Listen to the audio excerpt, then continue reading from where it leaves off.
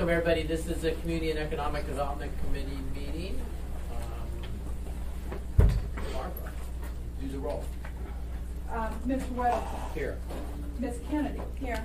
Mr. Peterson. Present. Mr. Dunbar. Here. Mr. Constant is absent. Ms. Zaletel. Here. You have a quorum. All right, thank you. So we've got a big agenda. Any changes to it? Okay. First up, Satori. Who's on that? It's a license renewal. The license renewal. Where's the paperwork? It's the first one. These are the four. Yeah, I didn't have anything with the packet. We postponed it. We pulled it out of our agenda 2 meetings ago. Your NOV. Mr. Chair, if you could change the order of the date, take that up after your marijuana reviews, we can go get the copies of that. Who's here first, Satori? Okay, perfect. We're going to switch. He didn't hear. Can you say it again louder? Maybe? People should move their chairs up so they can hear me. Satori's the first one on the agenda. We don't have paperwork. Is there someone here for Satori? I'm here. You're okay. We're going to switch it to the end because we don't have our paperwork on. Is that okay? Yep. So for people, this is a new room for us, but when your license comes up, you can come and sit somewhere closer, like maybe here.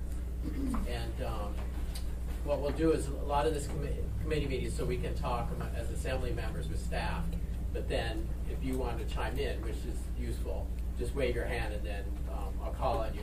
But you'll get a chance to talk. We'll wait so we keep order in the conversation.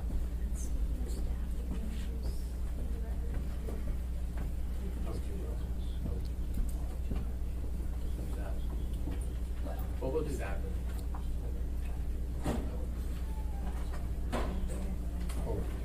Okay, let's go around the table real quick to say who's here.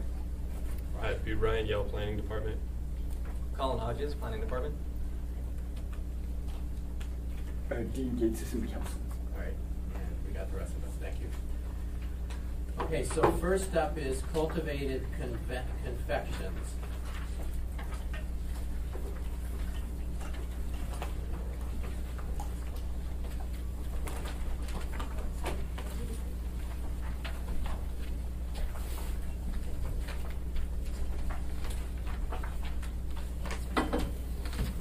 Did you want us up here? Yeah, why don't you do that? Okay. That would be better. Sure. Somebody else's stuff. Yeah, But you would be in there. I'm in. Those would be yours. I hope you've seen it. No, he hasn't seen it because none of this was available on the website at all. I know. At all. At all. And so we're all getting this today, right now. We did not have it publicly available at all. You do. Really? We had an email in the packet, but I didn't check We there. didn't get it. Let's work through it and see if we run into problems. So, and can you introduce yourself? I'm James Sprotsman, President, Commercial Owner. Okay.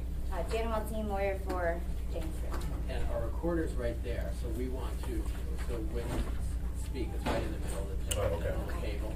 So we want to record this, so it's helpful. You might want to identify yourself again. James Sprotsman, owner and president. Jan Weltine, counsel. Okay, thanks. Okay, so Barbara, licensing issues.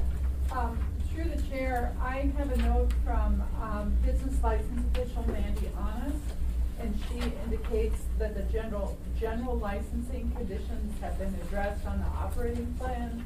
No taxes, fees, or fines were found due. All safety and security requirements were addressed in the operating plan. No comments regarding health requirements were received by the health department.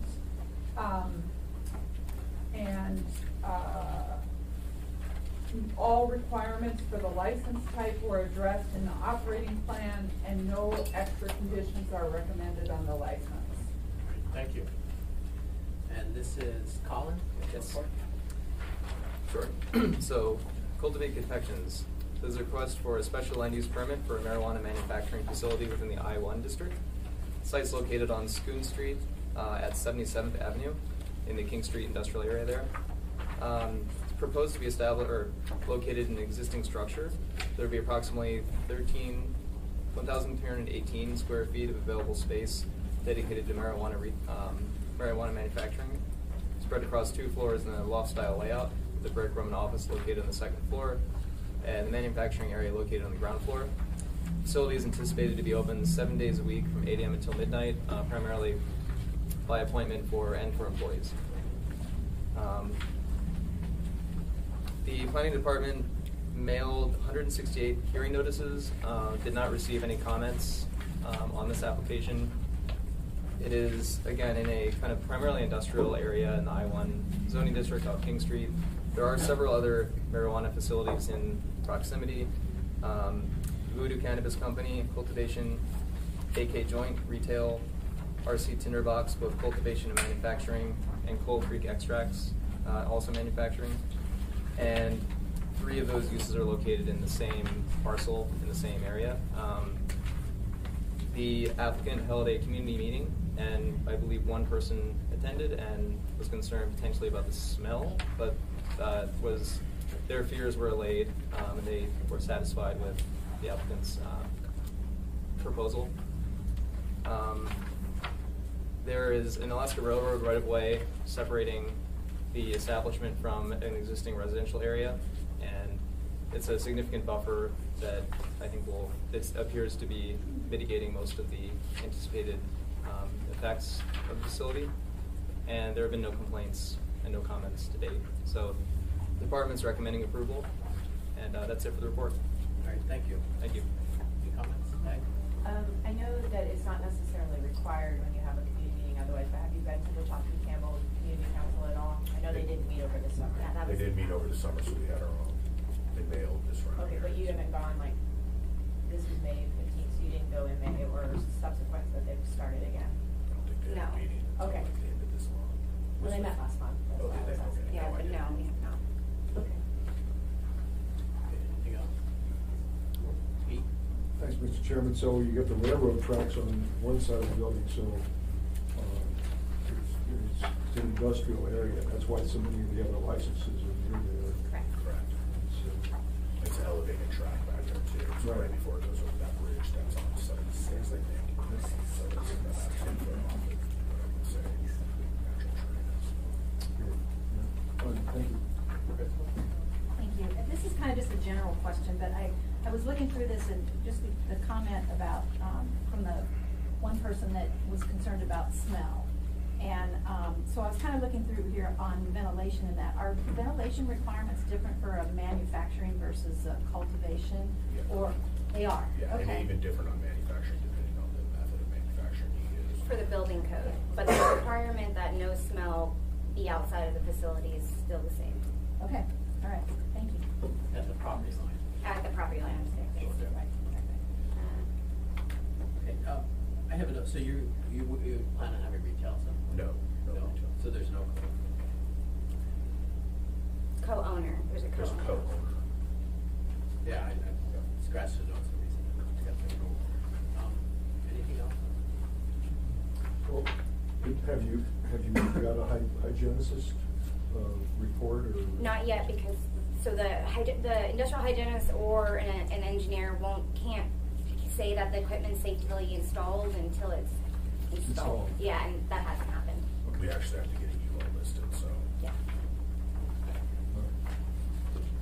So anything else? Recommendation? Very small thing, just for record keeping.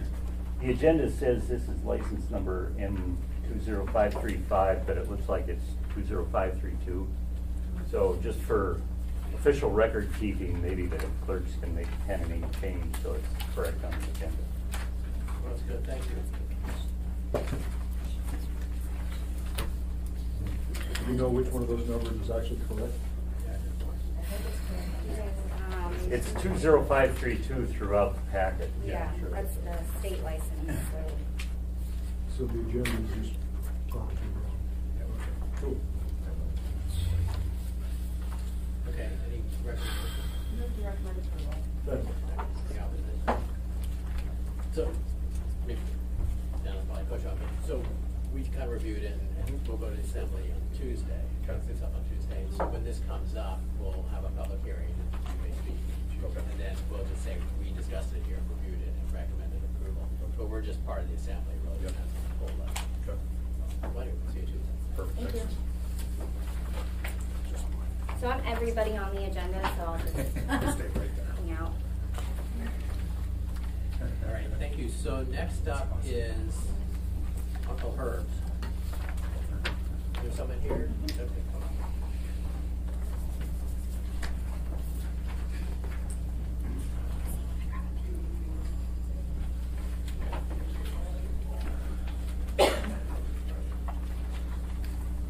Barbara, let's get it. The license review. The general license conditions have been addressed on the operating plan. No taxes, fees, or fines were found due. All safety and security requirements were addressed in the operating plan. No comments regarding health requirements were received by the health department.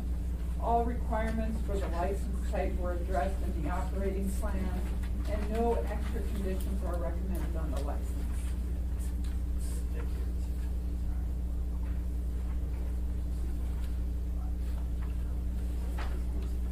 No, it's. All right, so this is. Russian.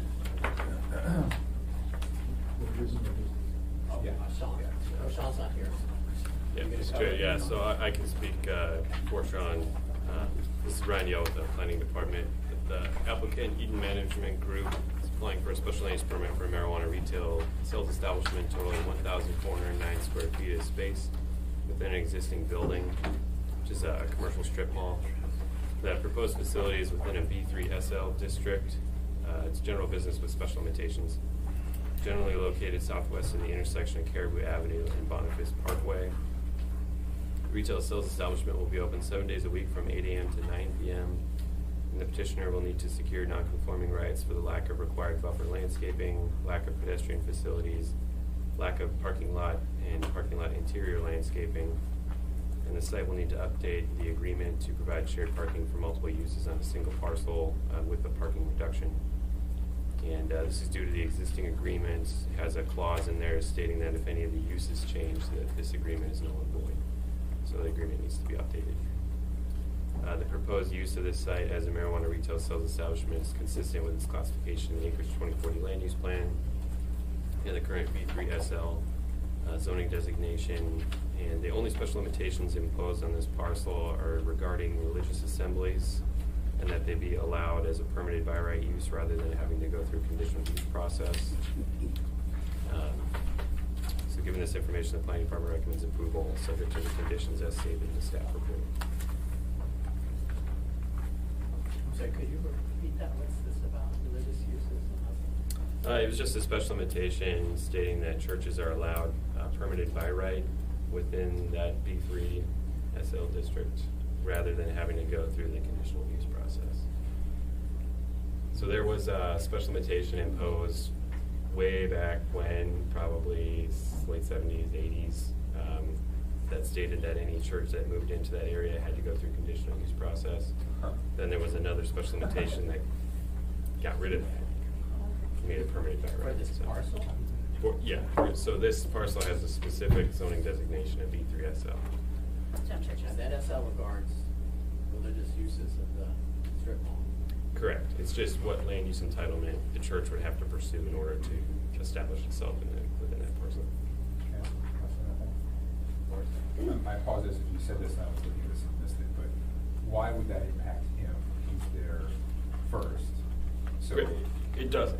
It's just that's the only special limitation that's imposed on this property. So it's just sort of a FYI. And, Pete? and so, but he does meet the separation distance requirements, correct? Correct. Thanks. Any other questions? Yeah, well, I guess I just wanted to comment, I appreciate that you went to community council and got an MOU. And I apologize, I think I missed that meeting or I left before you guys started this. I was looking through here, is not having on-site consumption one of the MOU requirements? I think I saw you stated earlier that you don't intend to have on-site consumption. The building doesn't, well, I like. Yeah, I mean, we can't, Doesn't qualify. You know, it doesn't qualify. It's in a mall, it's not standalone. So it's I think not, there's some. not a freestanding? Well, there's some ongoing debate about what freestanding actually means and whether or not you can make a space inside of a strip mall into a freestanding by putting, what are the termination, what are they called, what's the term? Demising malls, these are the terms I'm learning. But your intention is not to, that wasn't in the MOU though. No, I don't see it in the MOU. General team for the applicant, Lloyd's Tennessee, I don't think we, Well, that- yeah, appreciate that. introduced Yeah, ourselves. I'm Lloyd Stiazzi, owner of Eden Management. Yeah. I think it's just, I saw that there's a process in here, there's another major issue coming up, and certainly if you decide to go down that road, I would definitely recommend coming back to the community council. I'd say also, it might be worth, and actually you might have already done this, remind me, you're not in the Northeast Community Council area, but they are interested, it might be worth talking to them. I think they got notice of, mailers were mailed to them, because they're within the 500 feet buffer, and Ryan, correct me if I'm wrong, 1,000 feet? No. 1,000 feet buffer, and so I don't know, did they have any comments? We didn't receive any comments from Northeast Community Council. They haven't made any official comments, but we've heard them talk about it a bit, and there's been some email traffic. And they recognize that you're in Russian Tech Community Council, and they would just like to hear from you. Okay. And the board there has, they had a resolution earlier that was like, we'll never accept marijuana under any circumstances, but last week, or 2 weeks ago, 2 weeks ago tomorrow, yeah. they passed a motion, a resolution of non-opposition to the marijuana shop that's right across from your shop, that is in their area. So I think that their views are changing a bit. So I think, I would just recommend talking to them. Yeah, we'll do No, that. it's a good suggestion. Actually, I'll try to get to their next. I'd like to go to this. Well, I don't know if I condone that, but. Thank you, Mr. Chairman, and at the farmer's market over the weekend, I was asked on three occasions by members of the Northeast Community Council about, when your license was coming up, and then there was an email thread yesterday from a couple of community council members asking about that. So, they're definitely interested, keeping an eye on you, so to speak. Okay, well, we'll email them and get on their next agenda. And you might want to tell them that you're up on the 8th. Is that right? You're The doing 8th, correct. Yeah. Next week. Well, you can, or we can, or what have you. I don't think they're gonna show up and oppose you. I don't think that's what's gonna happen. I just think they feel like, the Northeast Community Council is really interesting. They feel very possessive of Russian Jack Park, even though it's not in their area. Okay. And they feel possessive of anything that like remotely abuts their area and yours does. Okay, well, we will get on their agenda and make sure to introduce ourselves. Yeah, thank you. Can you just go into a little more detail about kind of where you're at with the, maybe trying to give the non-conforming determination for, is that for both the pedestrian access and for landscaping? What's the update on that? Because that is listed in here. Yeah, it's listed in here, and again, we didn't get this till this morning. I'm gonna have to have a conversation with Sean about it because I feel like this has already been addressed. Okay. And so I'm just gonna have to work through that with staff and pull some historical records, and I believe there's a previous non-conforming determination. So I'll work with staff on that. I didn't see it until this morning, so I didn't have a chance to pull information to have for you. But yeah, we're gonna have to look into that and work on that. This is a large mall. It's been there for a long time. And we happen to know the landlord. He's a great guy, good member of the community. I mean, they've made a major investment in this mall. I mean, it would be very difficult for anyone to go in there with a change of use with retail and then meet some of the requirements of pedestrian path. I mean, it's already engaged, it's in place. I mean, I'd love to be able to participate in some landscaping and do the things that are required, but it's a pretty high burden, and I realize it's embedded in this particular industry, and so maybe it's something in the future, there can be discussion about, because, I mean, they've made a huge investment. I would assume that they're going to landscape and provide those requirements, unless they've got, the non-conforming rights to speak of. So I'm sort of piggybacking on them. I mean, any requirements that are needed will meet those requirements if they're practical. So appreciate that. Yeah. And, you know, the license that we just dealt with before yours had a non-conforming determination, so to see, get that certificate, that would be good. Was your son that non-conforming? No. Can we jump to, because Ryan, would you be able to speak to that, because your notes are, I guess a couple of things. They need us out, they just go to the city and get another non-conforming determination for landscaping and the walkway.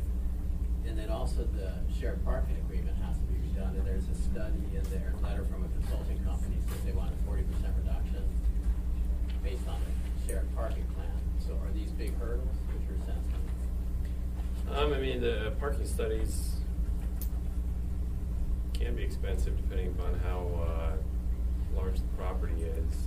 For a property of this size, they've got existing uses. It's updating the existing uses, and it's also, you know, if needed, a representative of whichever firm is doing the parking study goes and visits the site randomly throughout the day, and then they count how many cars are there to see if the number of parking spaces that is provided can adequately accommodate every use on the site, even though it may not meet the parking standard from the letter of code. So that would be one option to get a parking reduction, and then the shared parking agreement, again, just goes back to the fact that there's a clause in there that states if any of these uses change, the parking agreement is null and void and it needs to be updated. So therefore, the shared parking agreement that we have on file isn't valid anymore. A lot of those uses have left. There's actually even a religious assembly that was mentioned in there that's no longer there. And that's going to drastically bring down the parking requirement, because religious assemblies do have quite a hefty parking requirement. Just to add to that, a lot of times the engineering company that will do the parking studies, they'll let the applicant go and kind of fill in some of those hours counting cars and passing, you know, and keep notes. That way, kind of cut the cost. Well, it looks like in the packet, the big packet here, there is a parking study done relatively recently, and the request was 40% reduction from strict letter of the code. I think they have 200 spots, and the code requires 280 or something like that. So having hit that, they sent that presumably to traffic to be reviewed. Do you know the status of that? I don't think a new study's been done yet. But, Well, we updated the use chart and we submitted it to planning, because the planning requested us to do that, so we did do that. I don't think that's a full-blown parking study. That's us going door to door and go ahead. Yeah, Mark. I mean, I would like to address this, because you asked, is there a burden? And I believe that there sort of is. This is a large strip mall. We're taking a very small space. And the municipality had a parking agreement with the existing owner in 2017 that delineated, you know, you've seen that. And we went back and we adjusted based on our requirements and uses, and it still fits well within that document, that agreement. We've actually increased the available parking because of, you know, we're retail, and there was an existing church in there. So for us, you know, for a retail business, I realize this is distinct for the industry, so, you know, it gets more scrutiny. I mean, there have been, since 2017, multiple retail changes in that strip mall. I mean, it happens all the time. So to hold the landlord to a standard that says every time you change a use, you have to go back and review your parking, that's sort of what you're doing to me, and I'm not the owner of the property.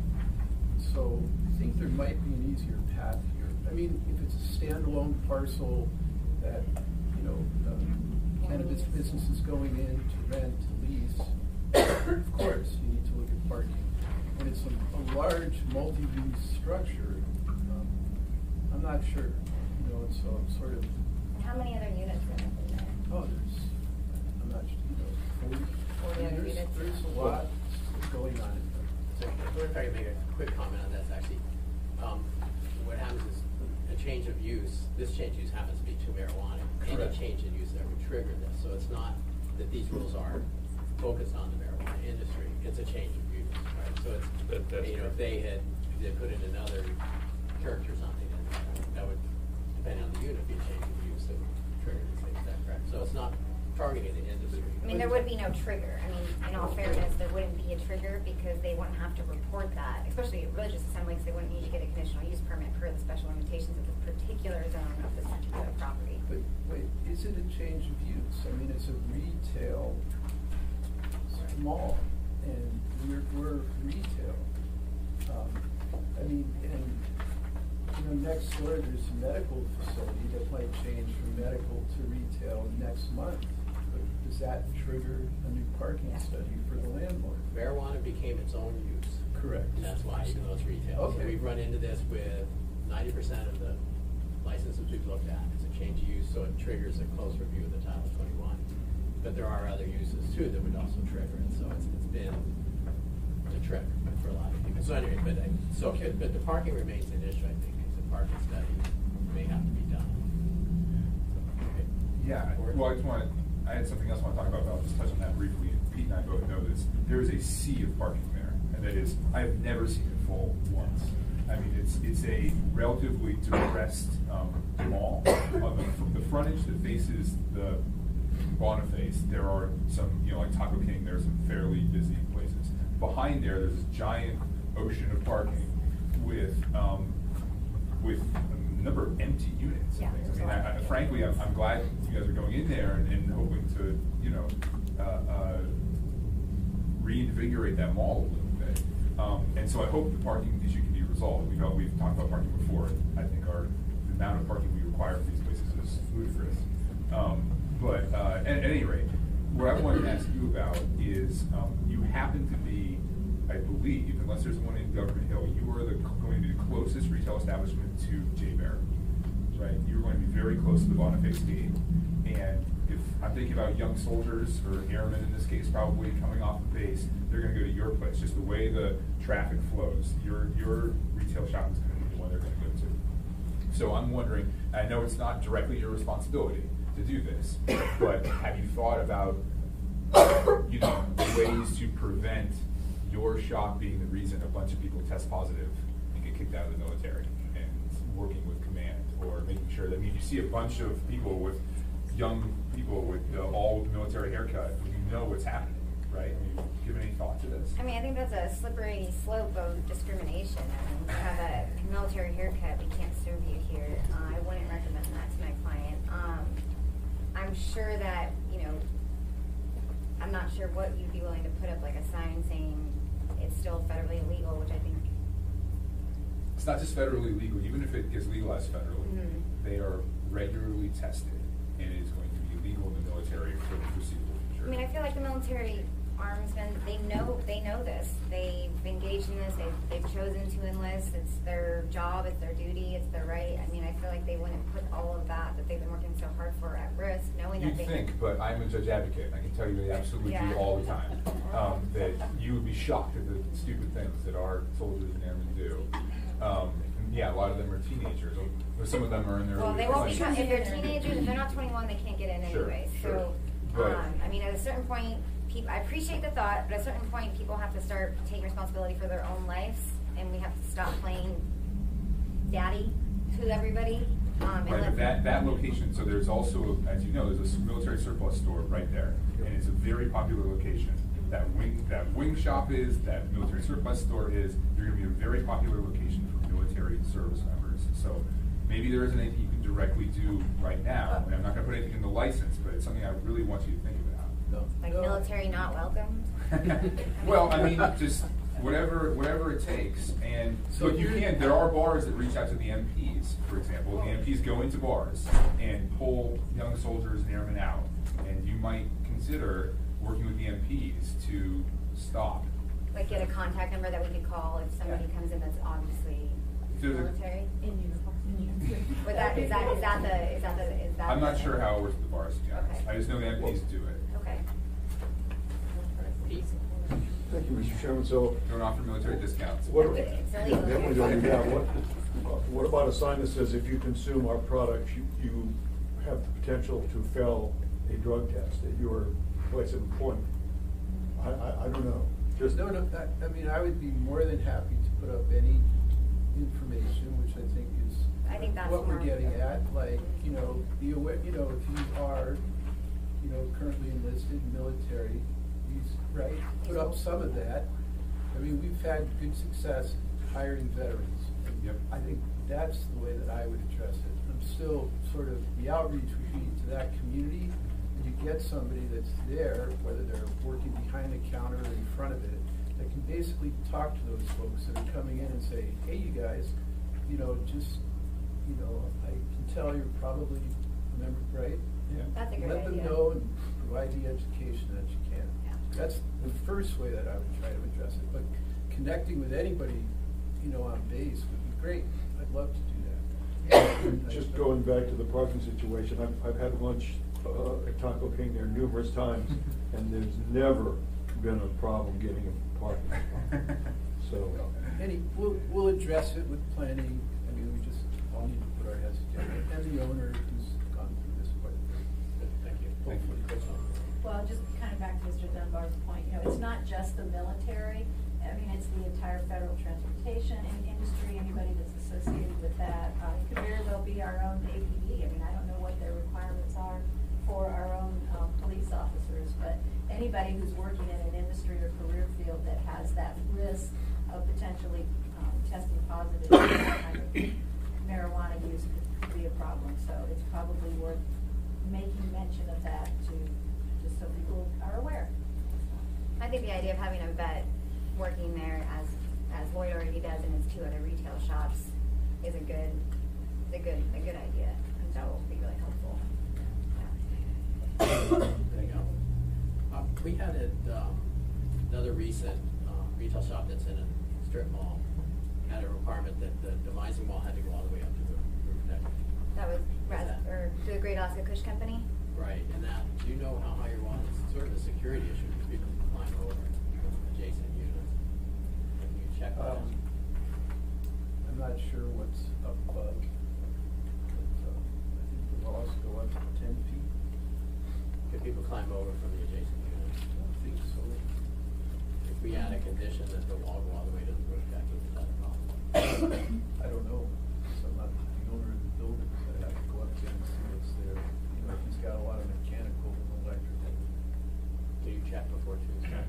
Sure. You can check before Tuesday, but there's also the requirement, you know, you can have motion sensors in there so that if it's closed, then the alarm's gonna go off if somebody tries to go through the ceiling. So that would be remedied that way. That the Great Alaska Kush Company, that had to do with a really sensitive smell neighbor. They were really sensitive about their clientele, themselves, about any smell of marijuana. So as, you know, he offered that as a solution, we'll seal it up. And the landlord is common landlords with both tenants, and that worked out well. But he will have motion sensors that will be remedied. I should just say, that case was partly odor, but it was also security. And from personal experience, I was in a strip mall, and the neighbors climbed Hopped over, over. and the alarm went off. But you have until the cops get there. It's just noisy, and they got a substantial amount of product. So motion detectors base it off the alarm, but it doesn't protect your product. So it is a significant security issue. So we've evaluated and looked at it, and, you know, it's hard to make any building 100% secure. I can tell you, you know, with sincerity that, you know, there's methods of getting into most buildings, whether it's climb over from the other, go, you know, cut through the wall. So I think we're all mindful in the industry of protecting, you know, our inventory. In this case, I mean, we're going to have a very secure storage. Say, you know, in the evenings, most product is going to be secure, and try to upgrade your alarm systems and provide the security that really will help to mitigate, you know, the theft, which is really what you want to do. And I think we need to try to address it more as an industry than as a licensing requirement, because there's hundreds of different examples of how businesses are vulnerable. Any business, right? You know, and so anyways, I'm as concerned, but we're trying to address it, you know, internally as best we can. I'm not really concerned about ultimately the theft. I'm just concerned that it is a secure space and we've got, you know, the proper requirements in place. I'd be prepared for an amendment to require that, and Okay. maybe look into it, see what, on Tuesday,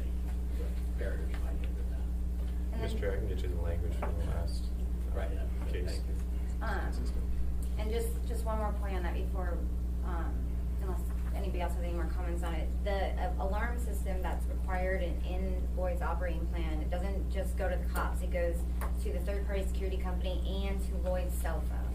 So he gets real-time information, and if the cops can't get there before he can, he'll go right there.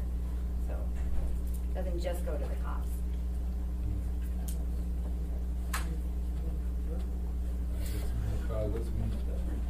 So I move that we recommend approval of this license. Second. Okay, I would, but I will be making an amendment to require the. I'll probably, I mean, I'll wait to hear from them, but I'll probably oppose that amendment just because that's a pretty significant additional cost, right? That we're That's opposing surprising for. to keep, but we did it before. I find it critical. We have very strict requirements of security for these operations in a variety of ways. And if your wall is basically open to your neighbors who you don't know, and in my case, it was kids. The owner's kids climbed over.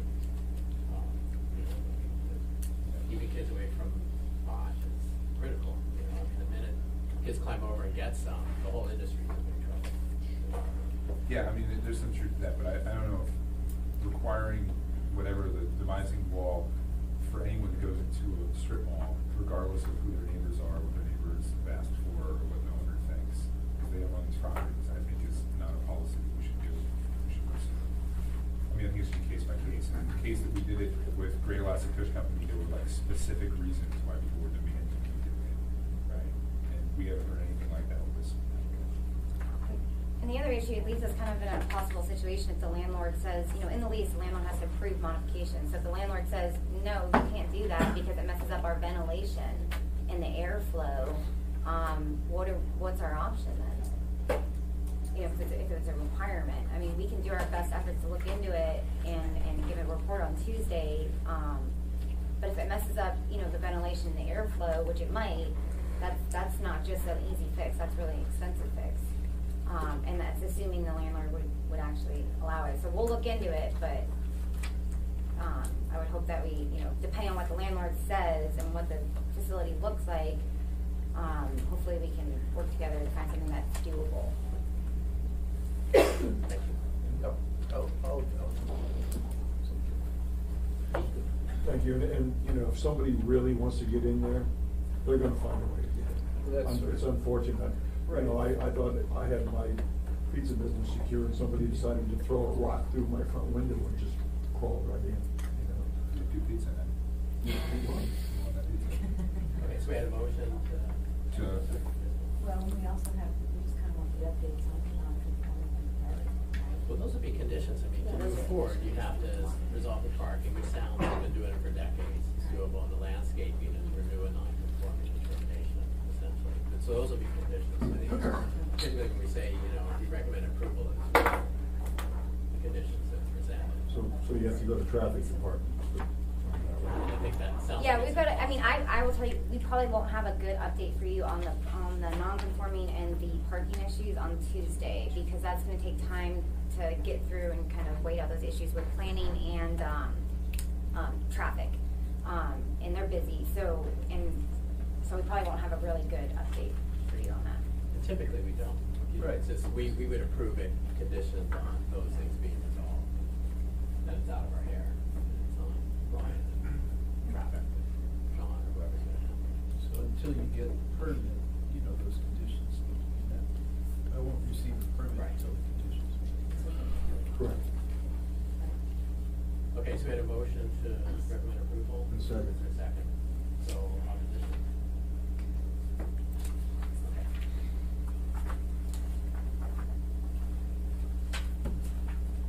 We good? Good. All right, thank you. Thank you, and, you know, this is the Economic Development Committee.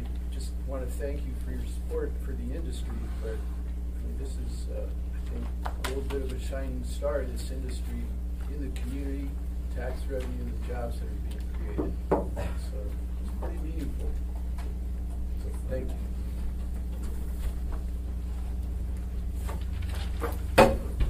All right, thanks. The next one is King Street Cannabis. And I think Quintessence Farms is together. We'll locate it, yeah. Okay. You want to do those together? basically the same, similar stuff.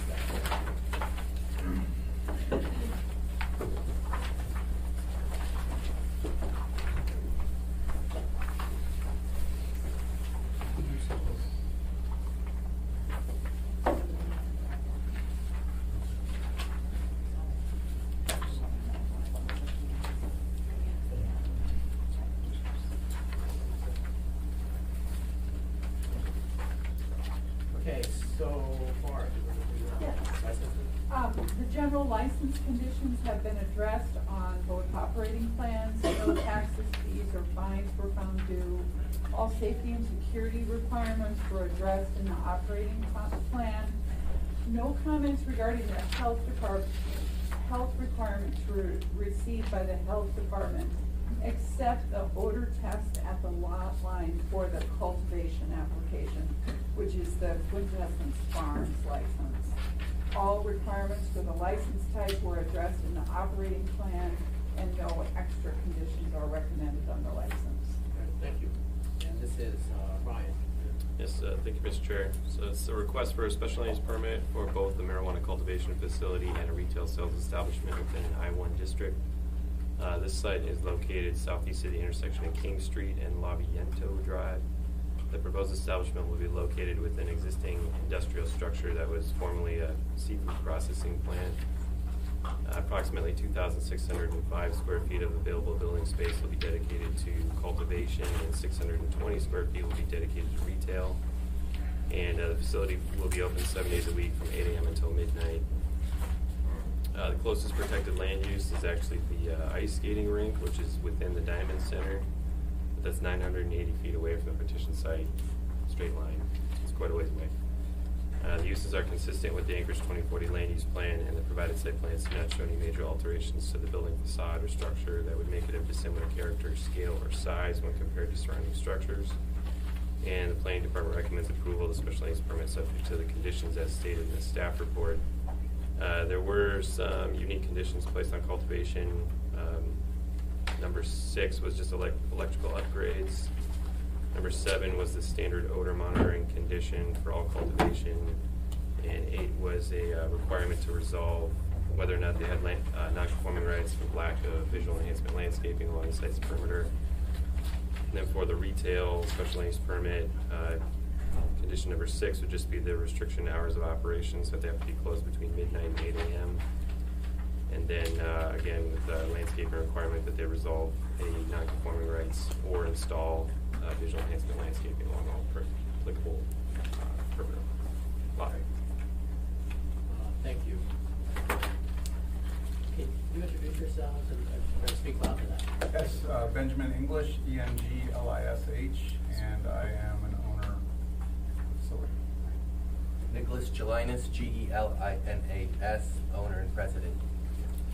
Luke Stowe, S-T-O-W-E, owner. Jana Monzine, attorney for Jack Ventures and attorney for King Street Cannabis Company. And I just wanted to note that actually on September 3rd, we did get the letter from Chudiak Electric saying that the power upgrade is sufficient for the location. I think when I submitted this application, maybe we didn't have that determination because that was in September that we got it. Oh, and there's Phil back there. The community council didn't meet over the summer, and so they held a barbecue. And you had a pretty good turnout at the barbecue. How many people showed up? About 20 or so. Yeah. And there was only one comment that was concerned about the smell. He didn't want to smell it. He smokes weed, but he didn't want to smell it. That's what he said. So that's fine. Yes, thank you. Great job getting turnout in the summer. I was wondering how you got approximately 20 people. So Food. And I know that that intersection is something somewhat out of your control, but did you talk with those folks about any strategies or any thoughts? I mean, you have both retail and cultivation there. So what about traffic? Their concerns expressed to us were that our customers may park in their parking lots. So we're putting up signage to try to mitigate that and agree to work with them together. If they have any problems, we'll address it. So we did address that with them. And are you considering at all anything with regard to the employees there for cultivation and kind of retail and how all of that kind of works together in terms of the amount of traffic or? Yes, we will have control over our employees' parking, and there is some parking down the street, where they can park down the street and walk to the facility if they had to. So we may be able to mitigate it somewhat with that. Can I ask a follow-up? Is that allowed? Okay, I'm sorry, what was the plan?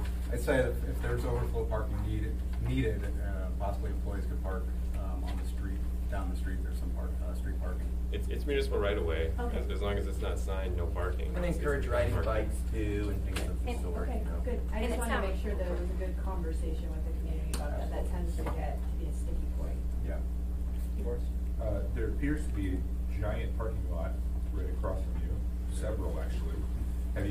Are any of those owners amenable to allowing you? Well, it's Costco, so we have thought about talking to the management over there to see if we could. We would love to do that, but we'd have to be very careful with our employees crossing the street there. Yeah, We'd have to go right up. definitely, there is a crosswalk there Yep. to the north.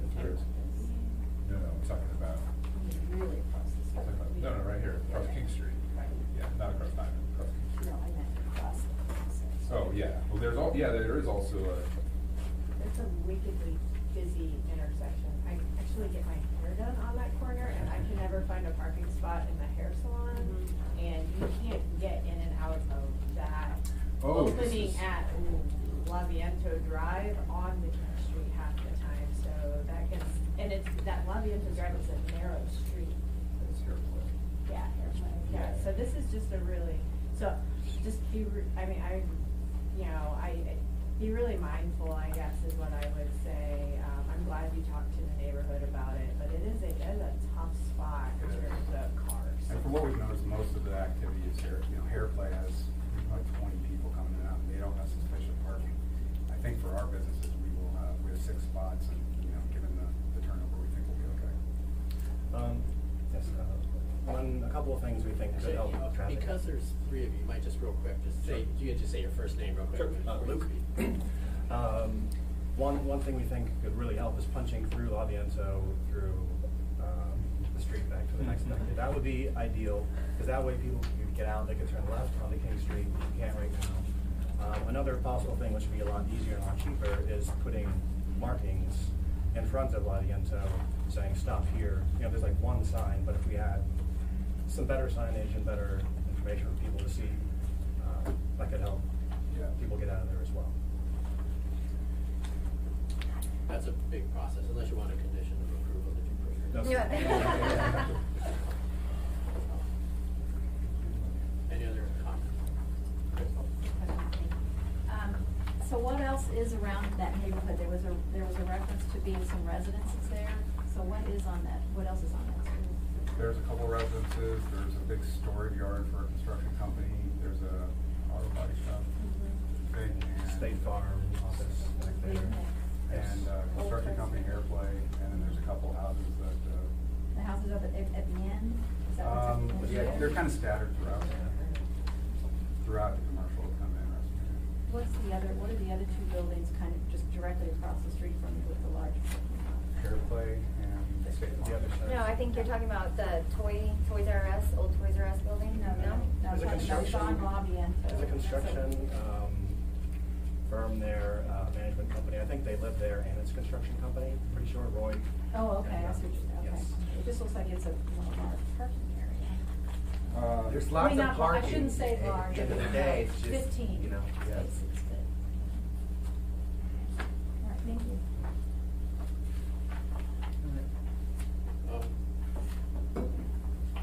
Since you had 6, looking at the site plan, it looks like you had 4.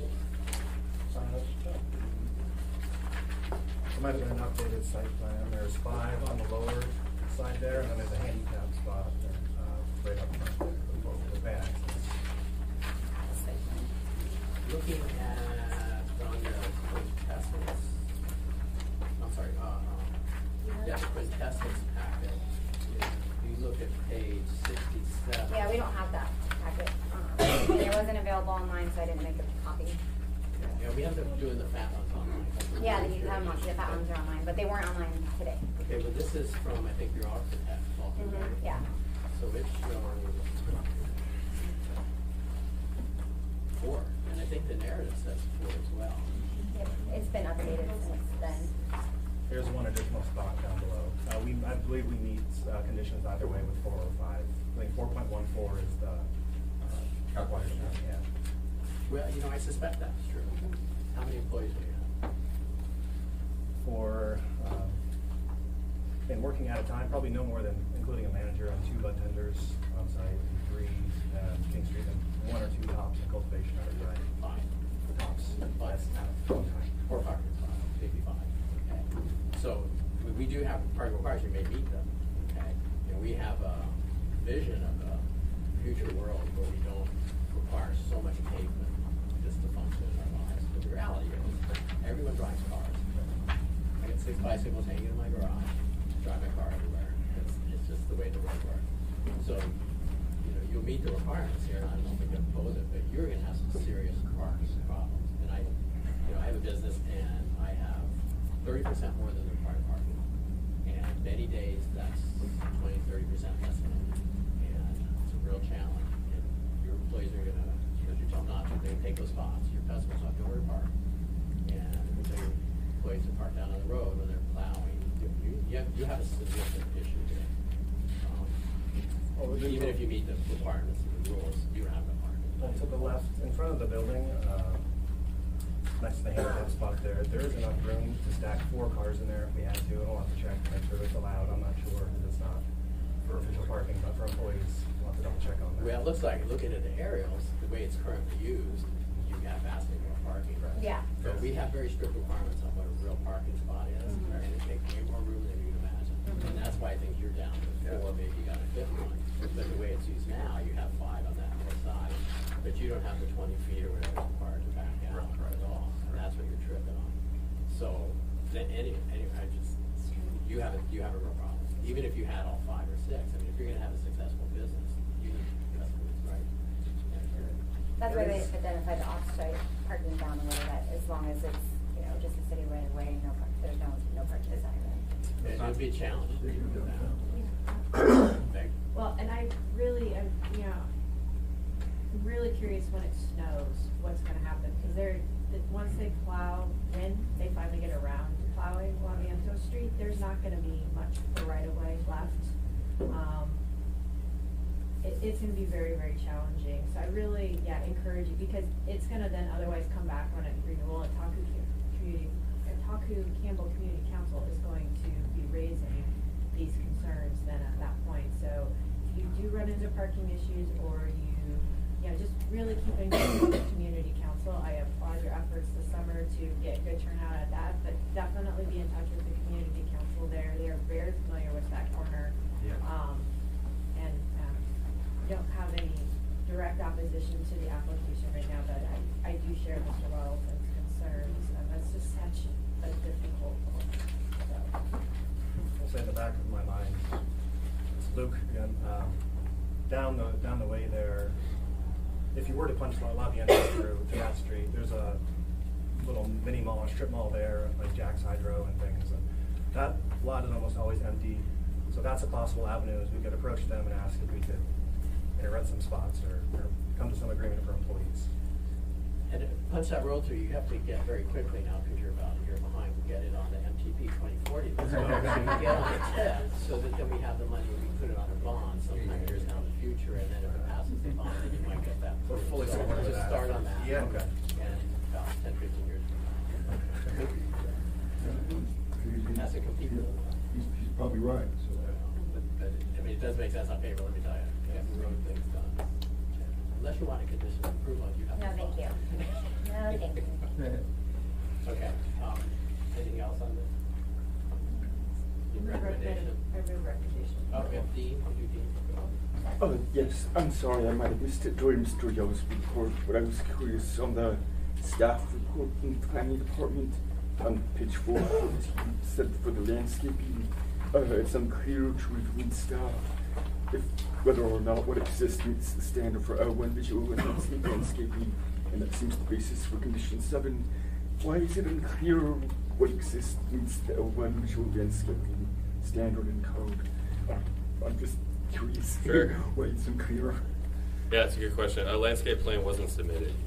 So we have a site plan, but we don't have anything that shows it. So the only thing you can do is take a site visit and see what's there. There is some shrubbery. I was like using that word.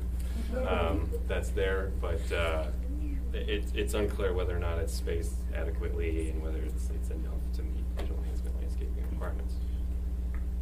Was there could they get non-conforming? There's the potential, just due to the age of the site. It's just that those rates haven't been established because that analysis hasn't been done by looking back at old building permits to exactly see when everything was developed and what applied at the time. All right, thank you.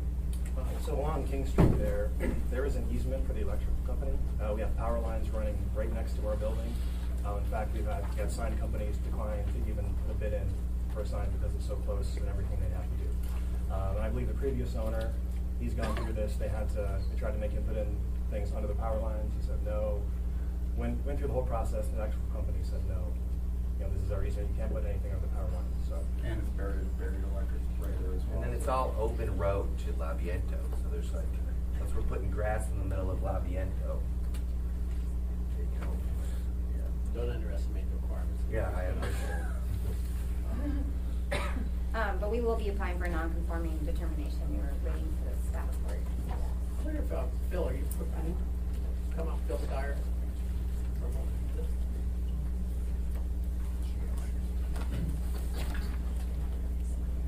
That's our mic right there.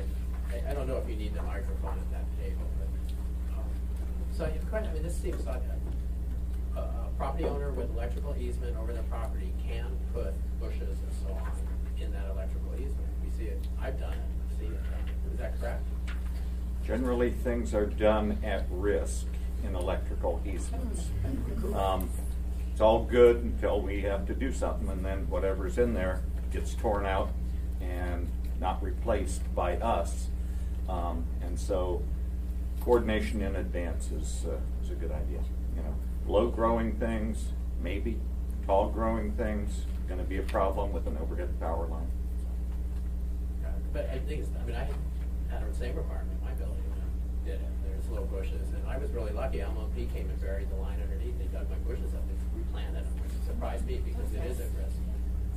And I expected to do it on my own. So I don't know that like means no landscape, but these are the people who are doing that. Yeah, absolutely. It's just information we had available for us. Brian? Just 2 points of clarification. So I have to apologize for the discrepancies in the site plans. The site plan was revised after the application had been submitted. I thought I had swapped it out in every spot that it appeared in the application, but it looks like I didn't. I left an old one in there. The new site plan does show the development of 6 parking spaces, and it's dated 8/19/2019. So my apologies for that. And then as far as landscaping within electrical easements or any type of easement, there's nothing in code that exempts easements from installing landscaping within it. So I think maybe if you could provide the parking thing, just. And so my narrative Simply is for based on the Tuesday. old parking plan, because I had to submit the narrative a long time ago, and so the new one doesn't, that's why there's the discrepancy in the references to it. I think it'd be fine. Maybe if you could just somehow include it on Tuesday, send it in as an addendum or something. So we can okay. see. Well, I mean the parking that's in the staff report, 4 parking spaces is correct, and then the new site plan was included. It's just the old one seems to be present in the cultivation Is the application. new one in our little packet here? Sure. Probably not. The staff reports. Yeah, it's on page Okay, I 5. just looked at It would say 6 spaces. But I could do an AIM just clarifying, saying this is the correct site plan. That's no problem. Okay. Good. Anything else on this? Move recommended approval. Second. Any opposition? Okay. So again, if you heard before, so when this comes up on Tuesday, we'll just state that we reviewed it this committee and that we recommend approval, but then I'll go over with everybody. Thank you very much. Thanks. Okay. Thank you.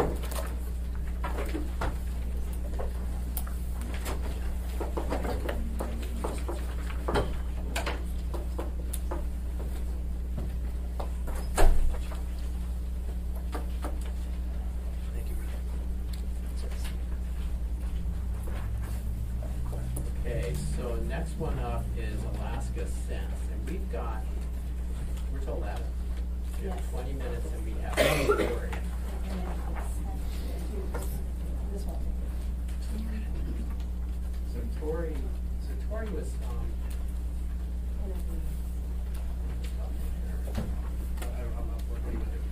Let's skip this one for downtown community council, the Alaska Sense analysis. okay, so Tori was basically their NOVs, we called them out, sent them here. Discussion, that they can operate, they renewed on, applied to renew on time, so they can continue operating even if people are pulling in another month or 2 months. I think if we slip on that, choose on Tuesday to postpone it again if they operate. So you want to do a lot? Yes, please. I think, was there anyone from Sartori here?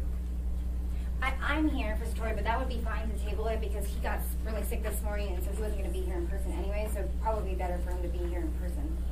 And they applied on time, they can operate. Oh, yeah, absolutely. fine, even if we don't get to this. That's my understanding. They've got a temporary license unless there's something I'm missing with the clerk's office. I think that's good. I can't say for certain, but I think you're correct. Okay. So we'll probably run out. Yeah, that's fine.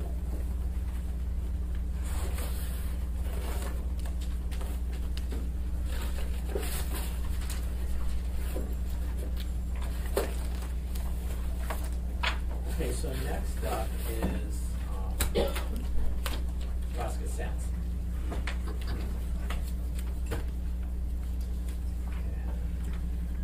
Where's our backpack? It's the relative business one, probably.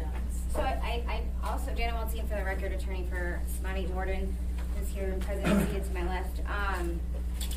This is another one which is bizarre to me that it was ready September 27th. The staff report was ready. It's September 27th, last Friday. I didn't get it until Ryan personally emailed it to me yesterday at 2:45 p.m. I don't know what's going on, but that's not adequate notice. But either, in any event, I got to be off at 6 a.m. and I prepared some material for you.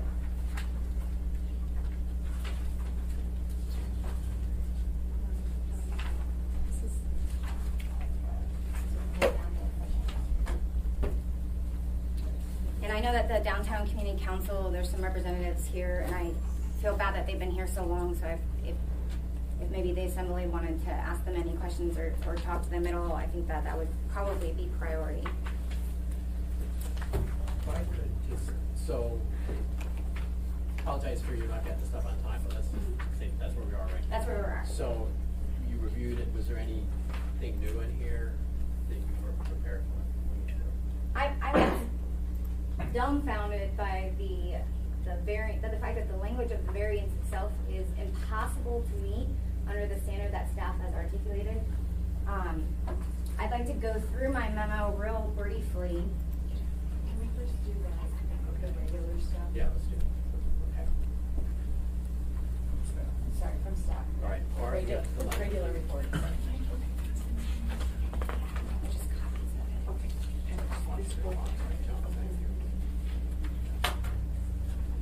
Oh, I left you one.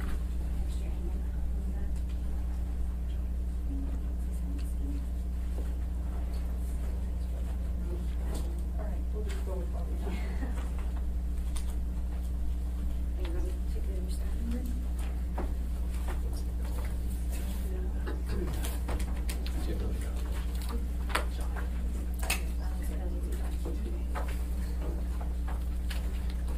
Okay, Barbara?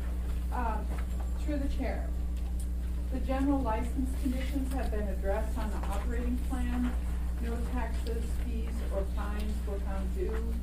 All safety and security requirements were addressed in the operating plan. No comments regarding health requirements were received by the health department.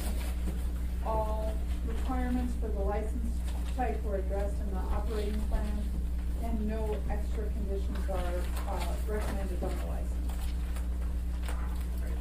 Thank you, and this is Ryan.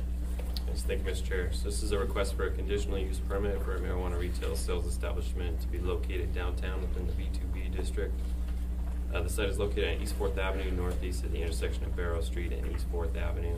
The applicant is requesting 1,585 square feet of space to be licensed for marijuana retail. Hours of operation listed in the application state that the business plans to be open Monday through Sunday between 8 a.m. until midnight. The proposed establishment does not meet the required separation distance to a nearby religious assembly, which would be Hope Church. Thus, a variance request to encroach within the required 200-foot separation buffer as required by Anchorage Municipal Code, Title 21, Section 50, subsection 420C1A, accompanies this conditional use permit application. After review of the application, the planning department finds that standards B and C of the conditional use permit for marijuana, as well as variance standards B and E, are not met. Therefore, staff recommends denial of this conditional use permit with variance.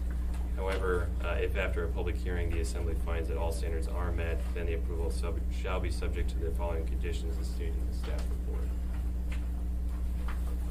All right, thank you. Comments? Okay. So, I think there's a lot of confusion about what the Hope Center, Hope Church is.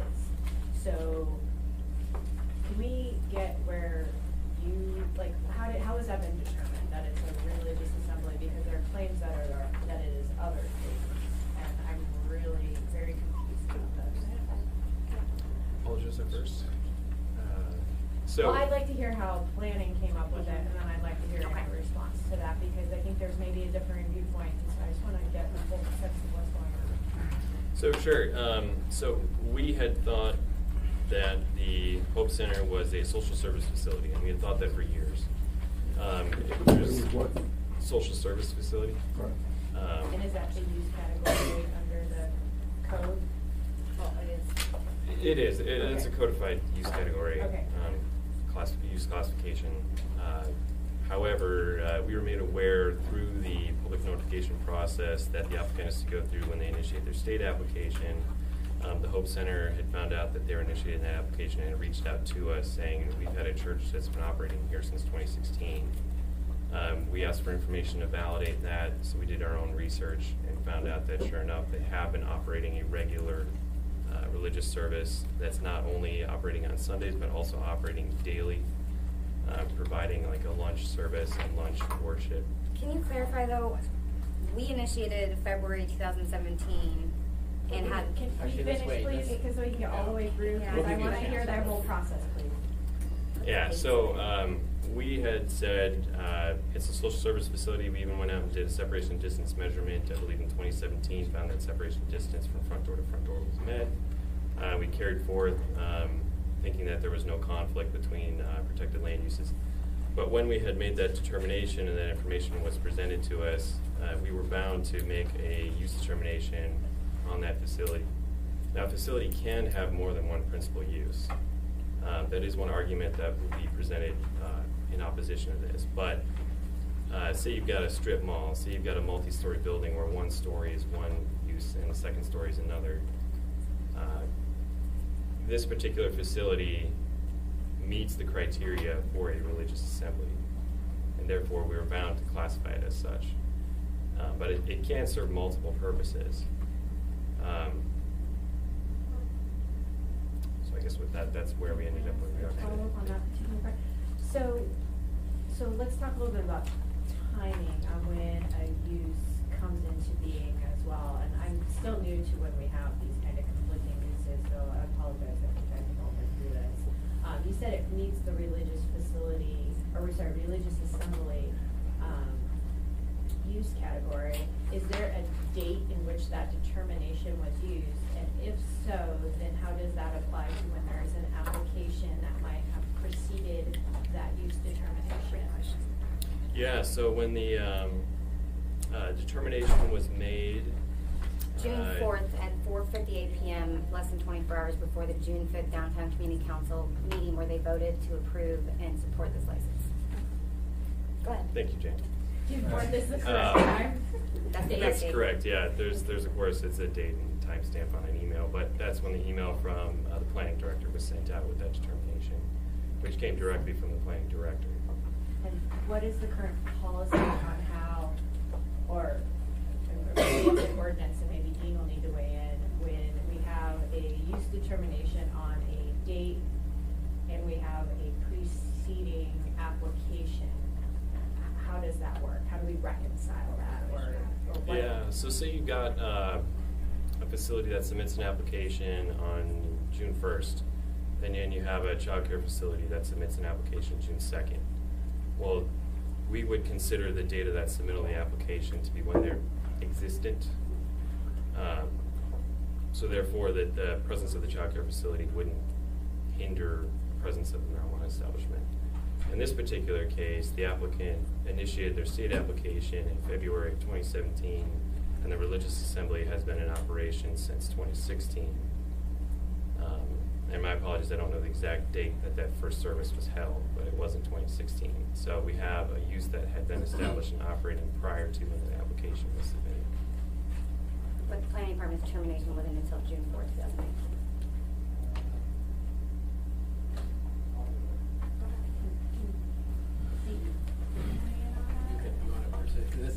This is the key piece.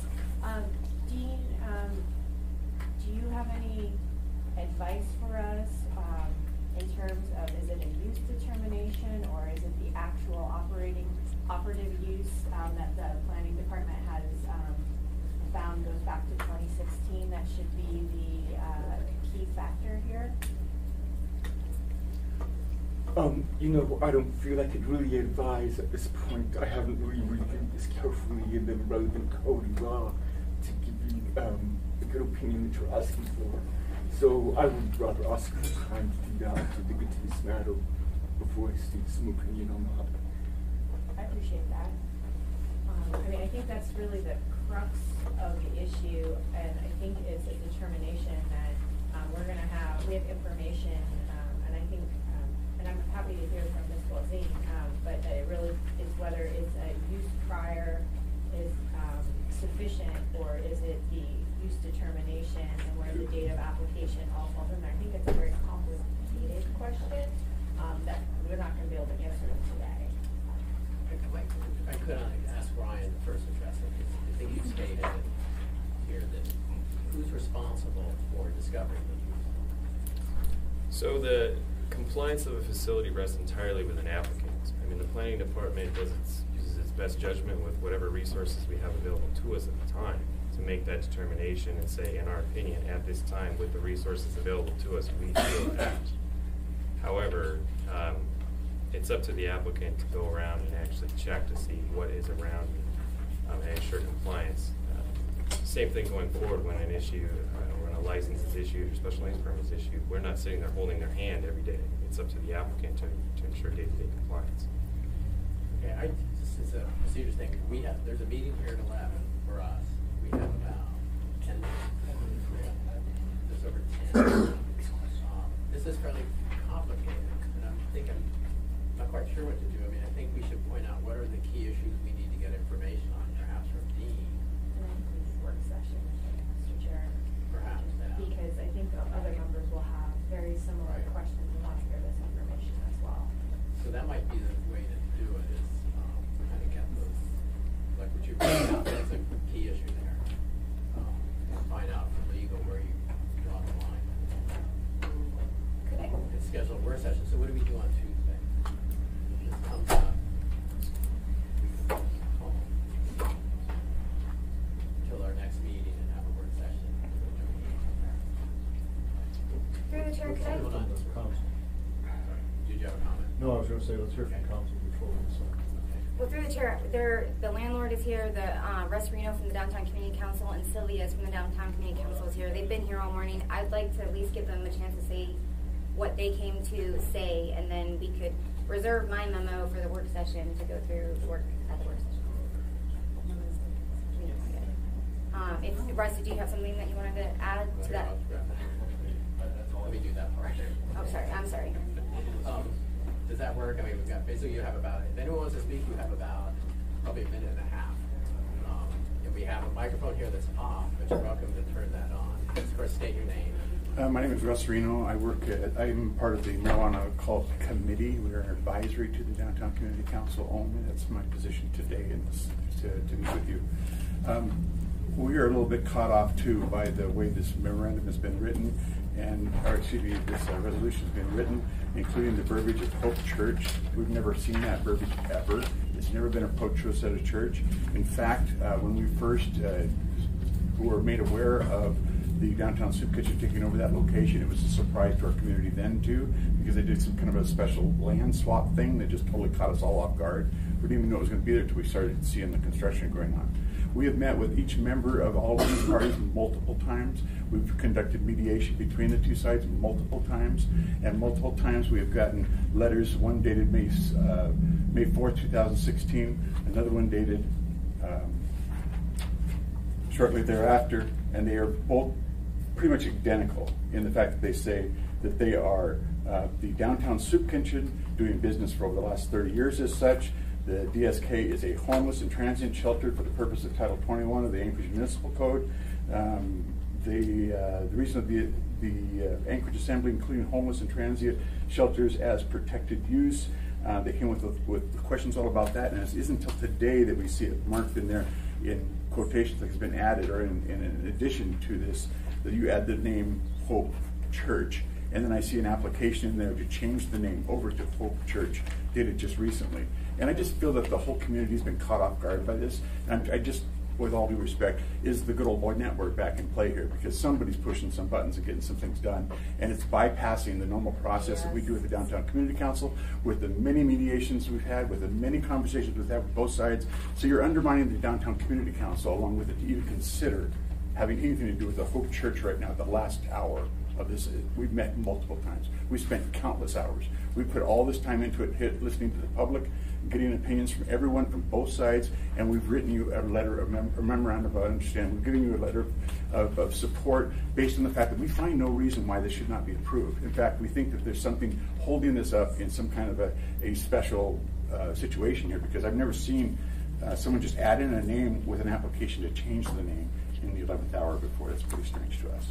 And that's all I had to add on that part. Thank you, Russ. Thank you. Okay, was there anyone else? We have a couple minutes. Thank you for points and for being brief. And through the chair, if I could just go through just a couple of my bullet point items before we adjourn. So SMATI and Alaska Sense, they started working with the Community Council in 2016. As Russ mentioned, in 2016, the Hope Center authored two letters. Neither of those mentioned that they were a church. Emails and correspondence with the munis that this is not a sensitive use from May 2016 to June 2019. When Ryan said it's on the applicant to ensure that the site is regulatorily compliant, that's true, but taking into consideration on May 19th, May 2019, the landowner, Dana, received an email from Ryan at the planning department, and it says the Downtown Soup Kitchen Hope Center was determined to be a quote social service facility by the planning department in 2017. Social services are not a protected land use, thus commercial facilities have no applicable separation distance. This is a determination made in 2017 that's being relayed this year. I don't know how much more we could have possibly done that we didn't do to verify this was an adequate location. I actually have a question about that before. Did you have a few more comments? Well, I do, but I don't want to cut off. Is there a formal form letter that goes out for a land use determination beyond an email? There is, if somebody applies for it, people can just request an informal one, and that's usually just a description of their business, and we email it back to them saying this is what we believe it is. But if it's debatable what it is, then we request that they come in for a formal use determination, which has a specific application. Was 2017 a formal use application? No.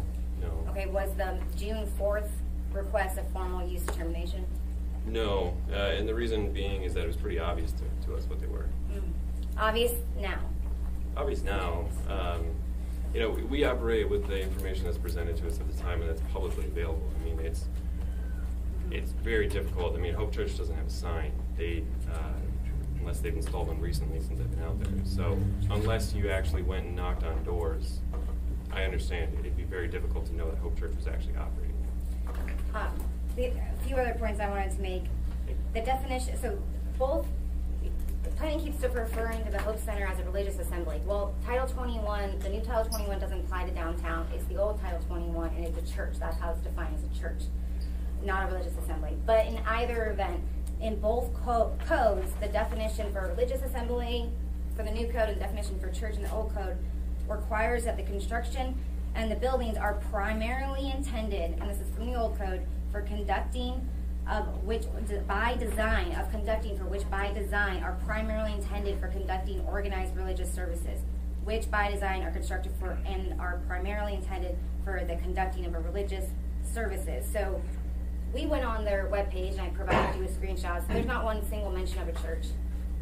This is not the primary use. And by, when planning says, well, primary, that means there can be several. You can't distort the plain language of the word. Primary means main. The main use of this building is a soup kitchen and a social service. That's the main use. They rent a room to an out-of-state religious organization that conducts services. That's what it does. It rents a room. The religious service pays them and it rents a room and they conduct religious services. That's not the main use of the building by any stretch or distortion of the language of the code. Thank you. Thank you. I just want to point out that we're not going to decide anything here today, and I certainly appreciate the argument. There's also, I think both sides have reason to cry foul, and so you're going to hear more about the Downtown Soup Kitchen and Hope Center in terms of the position they were put into. But for purposes of this meeting, we recognize that there are things that have to be decided, and we're going to be the body that decides that, but we're just a small part of that body right now. So I think we just need to have this bigger conversation with the arguments from both sides to figure out how we reconcile this, because there's definitely an issue here, a problem that's going to have to be settled one way or the other. And I get it, it's a fairness issue for both sides. So I would just recommend that we agree to postpone this at the October 8th meeting, and we'll have the work session, and then we'll actually get to deliberate on it on the 22nd. So, all good? Thank you, Mr. Chairman.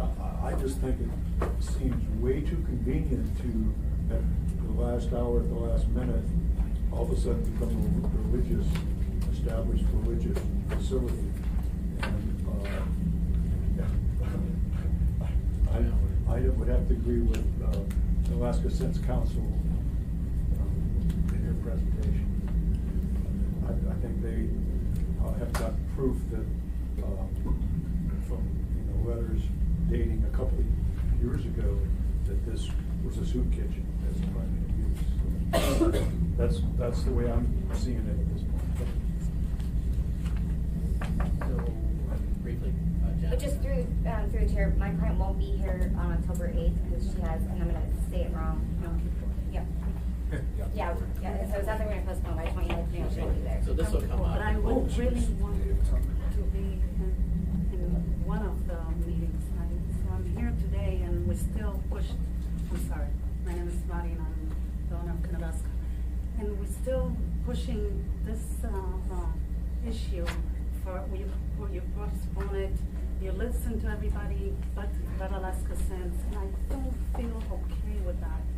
And I'm not saying that you guys need to decide today of what the outcome of this location, but I believe that you have enough time and enough information to determine. I mean, I've been putting money and time for 3 years, and now I'm supposed to wait and think. I don't know what you guys are going to decide because of this. Yes, the Hope Center is now deciding that they're changed. After I got approved by the state and by the city. Well, not yet. Well, not the city, but anyway. But the city, but the Downtown Community Council. We voted, I mean, I don't understand when enough is enough. Like, when do I get the chance to just move forward with any applications I put without the burden of, I feel like the black sheep of this industry constantly. I don't know what you guys want. I do everything you ask me for, and I try to keep up with everything, you know, said. I hired her. I know you guys need to go in your other meetings, but I can't go by any more. Just a minute, I'm sorry. A day more that, you know, just listening to you guys talking about Alaska Sands and what's wrong with what we're doing and my responsibility. I'll take all the responsibility. Whatever you guys want, I'll take it. But I do everything you ask me to do. And I stick with the dates and I stick with all of it. Per Jenna, I don't understand what the confusion is. And why do I have to be a subject right now? If the Hope Center is a church, if my place is not far enough, we already did that. It's already done and already was determined. I don't understand why we have to keep talking about it.